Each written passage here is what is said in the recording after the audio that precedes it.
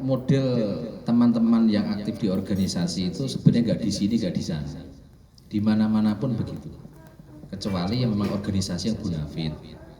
Misal itu dunia kerja, rapat mesti datang semua karena ada bayaran, ada honorarium.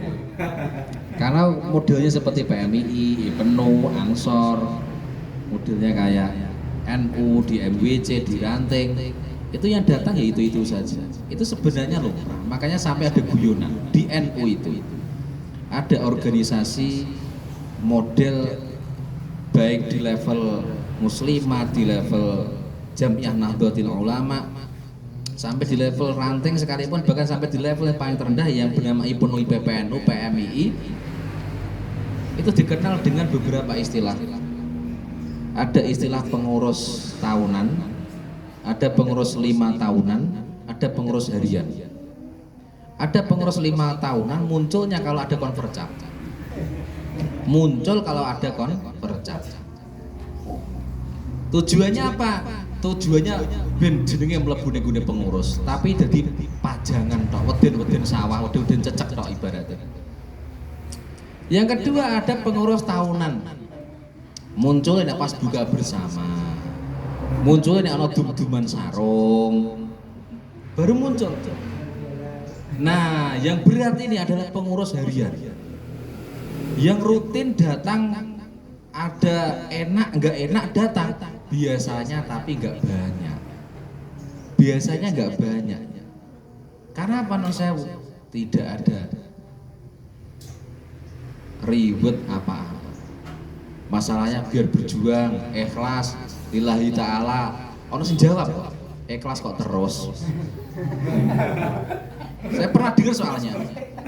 Wong sini-sini kok berjuang, sini-sini kon ikhlas kok terus. Jabare ngono, di wong desa kan ngono cangkeme.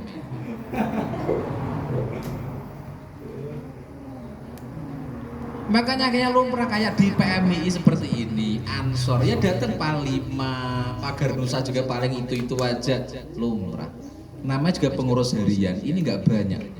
Biasanya orang-orang yang datang seperti itu, yang istiqomah seperti itu memiliki kepekaan di dalam berorganisasi karena dia merasa handar beni.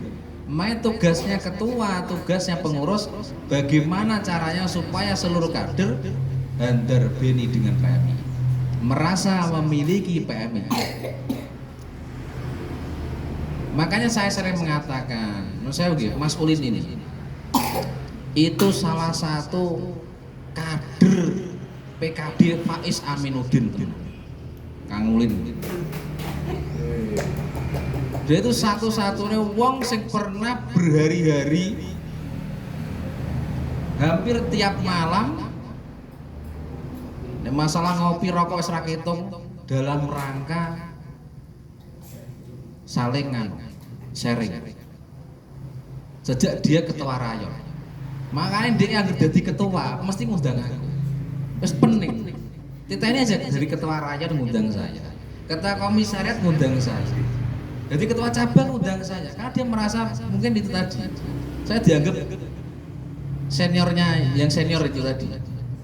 Karena dia pernah kuliah dengan saya itu betul hampir tiap malam, Mas Uli itu ke tempat saya.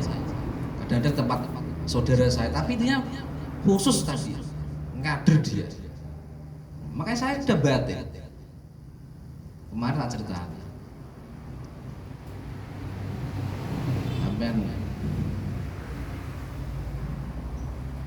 Sampai ke depan itu nanti di PMI itu ada tempat. Saya meyakini seperti itu, yakin saya sangat besar begitu. Padahal itu belum ada reng-reng aja, ini belum dari ketua rayon, belum ada tanda-tanda. Bukan berarti saya mengatakan tebakan saya benar, enggak, cuman saya punya feeling. Arang-arang ada orang seperti kami, ngangsu kawruh dalam artian memang betul-betul pengen belajar, itu arang-arang. Lebih baik orang merasa bodoh daripada orang merasa pintar. Tapi janjane kopong, gak ada apa-apa. Tapi jangan pernah mengatakan saya orang pintar, tidak. Saya tadi mengatakan Mas Uli sharing. Pernah ada momentum seperti itu, Mas Uli? Tanya aja sama Mas Uli. hampir tiap malam. 2 hari sekali terus sampai dia merasa cukup. Makanya guyonan kita, Mak, 2 SKS Pak malam ini ya. Nek ketemane kita menarik 4 SKS Pak. Oh siap apa-apa tak layani. Kayak pengen jam piro wae siap Pak. 6 SKS pernah. Nah, SKS sampai fajar itu kan. Sampai mau subuh itu 6 SKS. Nah, ya itu tadi, ya kembali ke pertanyaan tadi. Makanya saya tadi mengatakan, seperti Mas Ulin dan sama-sama yang hadir itu, insya Allah itu adalah orang-orang yang sudah merasa, entah munculnya awal-awal ewoh lah, wong diundang langsung di WA mau rata kok kita ora kepenak. Ono sing memang merasa, wah iki nek kapan ono diskusi kok ora teko kita ada iman. Ya ono sing ngono nek ngikatane bono-bora gak paham ngono iku. Ya gitu sing paling angel. Mosok aku ora teko. Lah biasane sing ngene iki mesti ketuane ambil sekretaris. Kaya apa nek aku ora teko ngaku ketuane, utawa sekretarise padha ngomong ngono. Mosok aku ora teko ngaku sekretaris.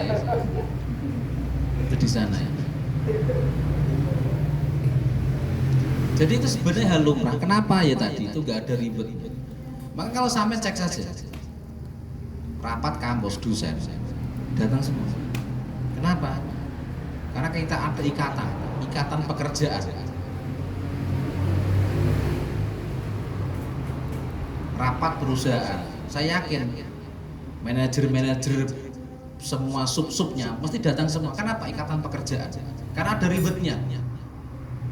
Tapi kalau PMI nggak ada ribetnya, paling ya kacang, roti, ini kadang keduman.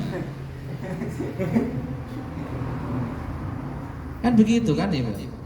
Makanya di sini tantangan PR-nya sampai adalah memunculkan Handarben. Sampai pernah dengar Pangeran Sambernyowo? Pernah dengar namanya Pangeran Sambernyowo? Minimal pernah dengar apa enggak? Ajarannya beliau adalah mendidik masyarakat Jawa supaya Handarben terhadap budaya Jawa. Atau nama saya Raden Mas Said. Dikatakan Pangeran Sambernyowo karena dia pernah menghadapi 600 serdadu Belanda seorang diri. Dan 600 orang itu mati semua serdadu Belanda. Sejak saat itu Jenderal Belanda mengatakan Raden Mas Said adalah Pangeran Sambernyowo. Ojo digawe undi-undi ning ngadepi Pangeran Raden Mas Said. Bayangno ngadepi wong 600 dihadapi dhewe.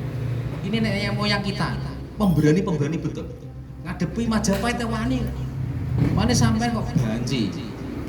Ora wani nan jirean. Sing mbok tur sampe keturunane sapa? Abu Jahal apa Abu Lahab sampe. Wong mbah-mbah sampean kok kendel-kendel, pemberani betul. Raden Mas Said sendirian seorang diri menghadapi 600 serdadu Belanda. Sampai dijuluki Pangeran Sambernyowo karena nek ana ndeke mesti wong Londodo mati. Padahal senjatanya hanya pakai sebatang keris. Serdadu Belanda pakai senapan. Iku mati kabeh. Aja ngomong anake mengko jaduk ya Pak. Lah ya jaduk pun itu bisa dipelajari. Jaduk pun itu pun bisa dipelajari. Nyatanya Raden Mas Said bisa. Saya yakin sampean pun ya bisa. Kalau nggak bisa nanti bisa tanya sama pesulap merah trik-triknya. Pernah kenal pesulap merah kan? Lah nanti belajar trik-triknya di situ. Kalau anti tembak bagaimana gitu. Belajar dari situ. Apapun bisa dipelajari. Yang terpenting nenek moyangnya kita dari mulai raja-raja tanah Jawa. Meskipun nggak semua raja. Pangeran Sambernyowo Raden Mas Said itu putra salah satu keluarga inti kerajaan. Tapi dia bukan putra mahkota Raden Mas Said. Tapi justru lebih dikenal daripada putra mahkota. Kenapa? Karena keberaniannya dia. Ajarannya dia itu apa? Handarbeni. Jadi Handarbeni rasa memiliki ini, ternyata ini ajarannya nenek moyang kita, leluhur kita. Cuman sampean perlu mempelajari Handarbeninya versi Raden Mas Said bagaimana. Muncul istilah tiji tibeh, mati siji mati kabeh, mulya siji mulya kabeh. Itu ajarannya Raden Mas Said. Jadi nek mangan enak ya enak kabeh, ora enak kabeh. Ojo nganti nek ana enak ketuane sing nikmati utawa sapa sing menikmati tapi ra enak tanggung bareng-bareng. Memang ini salah satu aja tiji tibe. Mati sisi mati kabeh, mulya siji mulya kabeh. Itu ajarannya Raden Mas Said. Untuk melahirkan rasa handarbin. Mana Raden Mas Said waktu jadi raja. Akhirnya takdir mau tidak mau sosok yang paling kuat ada Raden Mas Said jadi raja. Akhirnya kepiye? Nek mangan bareng. Lawe raja iwak pitik, rakyate padha mangan iwak pitik. Mangane raja kok tempe, rakyate mangan tempe. Akhirnya satu rasa. Wes satu rasa. Lho nek wong wis merasa satu rasa, insya Allah sudah satu frekuensi nih Mas. Kenapa kadang-kadang kita berbeda? Karena kita nggak satu jalur. Kita nggak satu frekuensi. Makanya dulu ajaran Mangkunegaran yang dibikin oleh Raden Mas Said menjadikan orang-orang Jawa begitu solid menghadapi Belanda di bawah pimpinan Raden Mas Said atau sebut Pangeran Sambernyawa, karena Raden Sambernyawa mampu menghadirkan filosofi yang itu bisa dirasakan sampai ke titik paling terbawah. Sampai saat orang NU di Pati belum tentu kenal ketua NU Pati siapa, belum tentu kenal.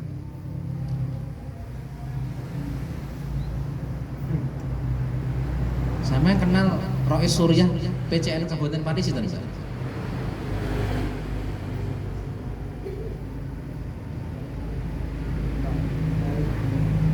Termasuk lumayan, alhamdulillah. Sampai mana sih?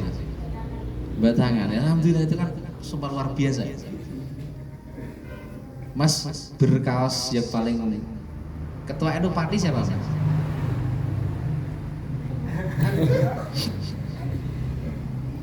Ya gambarnya begitulah kurang lebih. Kayak ada NU di Pati, itu ketuanya aja banyak yang nggak tahu betul.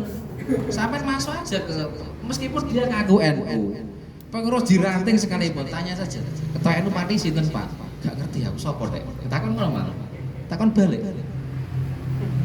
Lah bagaimana mau sayang wong ketuane wae ra kenal. Coba bandingkan Wali Songo dulu.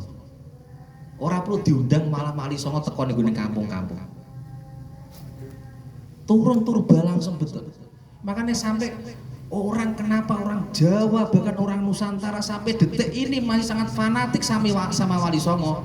Salah satunya ada ikatan yang sangat kuat yang itu ditanamkan oleh bapaknya mereka, mbahnya mereka, mbah buyutnya mereka, yang itu sifat turun temurun. Karena apa?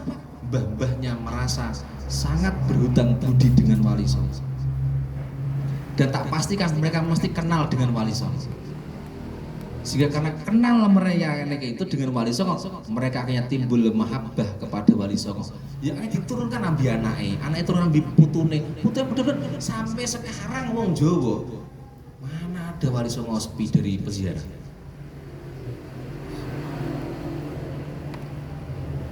Lha wong ketuane wae ra kenal ape sayang nggak?